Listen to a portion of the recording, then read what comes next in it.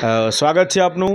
હું ધનંજય શુક્લા, આણંદ જિલ્લા bureau chief, પત્રકાર, આપનો મિત્ર, જાગૃત નાગરિક।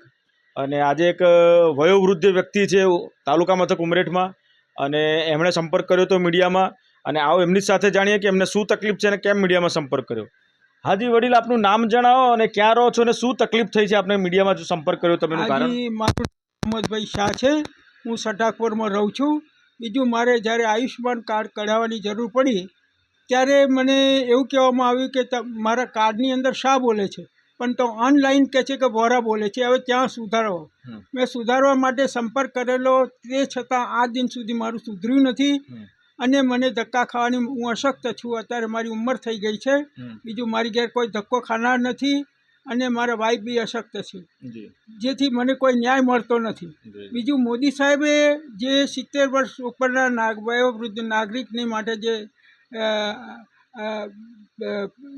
ફ્રી ટ્રીટમેન્ટ મળે એના માટે ફોર્મ ભરવાના હતા અને આયુષ્યમાન કાર્ડની યોજના લાયેલા, અને આયુષ્યમાન કાર્ડની યોજના લાયેલા, પરંતુ એ કાર્ડ અમે ભર્યા, હવે કોઈ સ્વીકારવા તૈયાર નથી, તો અમારે ક્યાં જવું? આ માટે અમને યોગ્ય ન્યાય મળવો જોઈએ।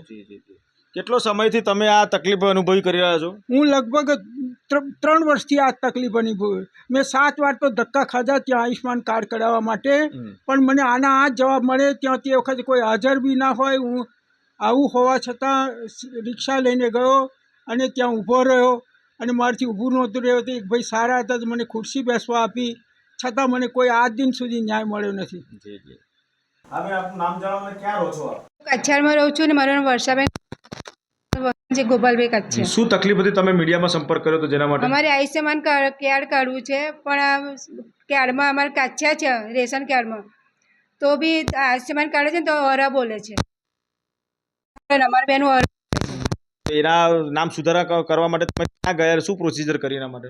નામ સુધારા ગ્રાહક સેવા કેન્દ્રમાં ગયા હતા, મામલતદાર કચેરીમાં ગયા હતા, તો બંને ઉડાવ જવાબ આલે કે આમ જવાબદારી માથે લેતા જ નથી, કે અમારથી નહીં થઈ શકે એવું કે છે। અચ્છા અચ્છા।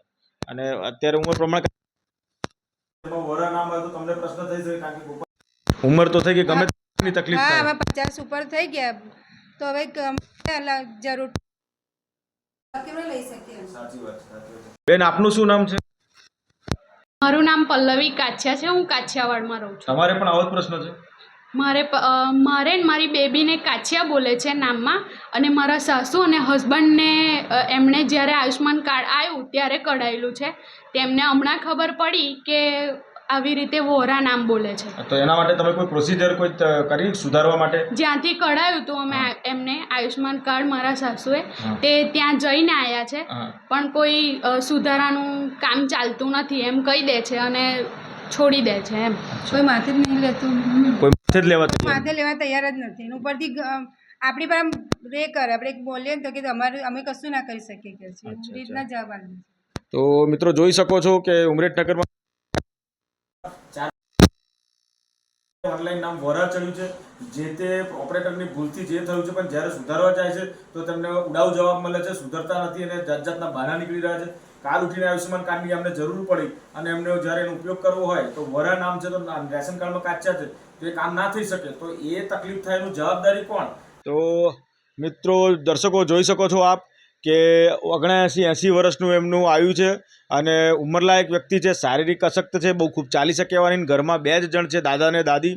હવે 3 વર્ષથી આ પ્રશ્ન થયો છે કે તેમના નામ પાછળ શાહની જગ્યાએ વોરા થઈ ગયું છે, અને એના માટે 7 વખત સરકારી કચેરીઓમાં બધે જઈને આવ્યા, પણ એમનું કોઈ સમાધાન થતું નથી, ન્યાય મળતું નથી।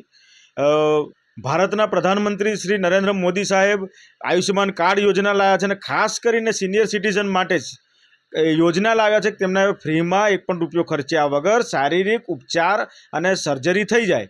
પણ આ વ્યક્તિ છે જે 79 વર્ષની ઉંમર છે, 3 વર્ષથી તકલીફ છે, વોરા થઈ ગયું છે ઓનલાઈન, અને એનું કોઈ સમાધાન થયું નથી। આવા સંજોગોમાં ના કરે નારાયણ, અને આમને શારીરિક અશક્તિ આવે ને કંઈક તકલીફ પડે અને એમને કંઈક દવાખાનાની ઉપચારની વ્યવસ્થાની જરૂર પડે, અને જ્યારે વોરા નામ હોય ઓનલાઈન અને એ શક્ય ના થઈ શકે તો જવાબદારી કોની? આભાર। હું ધનંજય શુક્લા,